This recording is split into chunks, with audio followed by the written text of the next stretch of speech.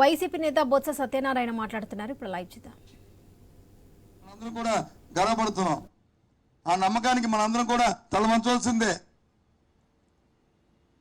అటువంటి దేవుడి మీద, దైవ ప్రసాదం మీద ఇలాంటి చర్చలు జరగడం అనేది చాలా బాధ అనిపిస్తుంది. చాలా తప్పు. అధికారం ఉంది, అధికారంతో ముందు వాస్తవాలు విషయాలను బయటికి తీసుకొచ్చిన తర్వాత మీరు మాట్లాడితే బాగుండేది. అందులోనూ రాజకీయ ఉపన్యాసంలో మీరు మాట్లాడింది ఎక్కడ? రాజకీయ ఉపన్యాసం. మీ 100 రోజుల తాలూకా మీ చరిత్ర చెప్పుకోవడానికి, మీ ఘనతని మేము చెప్పుకోవడానికి పెట్టిన సమావేశంలో. వాస్తవం కాదా? చెప్పండి. తప్పు కాదు. ఇగో ఈ 100 రోజుల్లోనూ శాంతి భద్రతను చక్కగా పరిపాలించాం.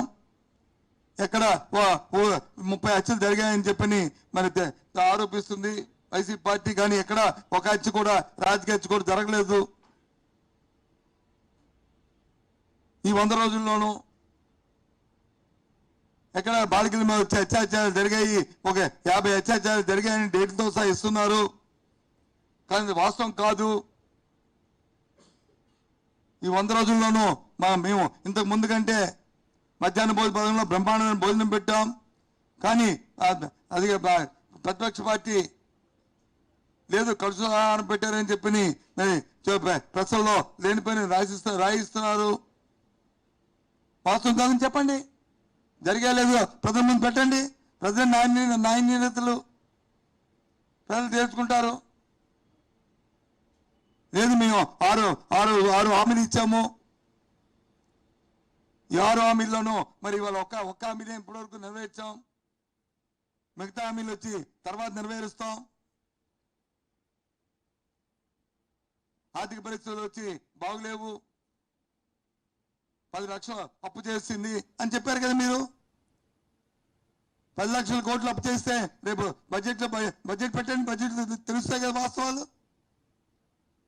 నాకు తెలిసి ఏ రాష్ట్రము ఇప్పుడు వచ్చి అధికారం వచ్చిన తర్వాత 3 నెలలు అయిన తర్వాత బడ్జెట్ లేకుండా ఏ రాష్ట్రం లేదు. ఎందుకు పెట్టట్లేదు? పెట్టండి. అంతకుముందు తెలుగుదేశం అధికారంలో ఉన్నప్పుడు 2019 వరకు రాష్ట్రం తాలూకా అప్పు ఎంతో 4,50,000 కోట్లు ఉంది. అది వాస్తవం కాదో? లేదు ఈ ప్రభుత్వం వచ్చిన తర్వాత బిల్లులు అన్ని కలిపి మొత్తం ఒక 8 లక్షల వరకు కూడా అప్పులు ఉన్నాయో లేదో?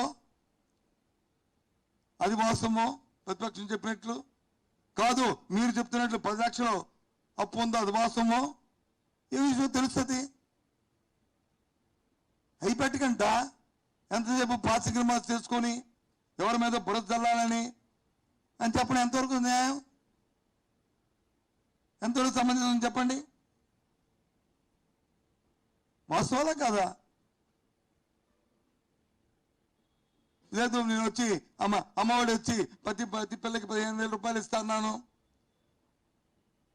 కానీ ఆర్థిక పరిస్థితి బాగోలేవు, అందుకే దీని వచ్చి పోస్ట్పోన్ చేశాను, ఇప్పుడు కాదు ఇంకో 3 నెలలు పోస్ట్పోన్ చేశాను అని వాస్తవం ధైర్యంగా చెప్పండి. ఎప్పుడు ఇస్తారు చెప్పండి, తప్పే ఉంది.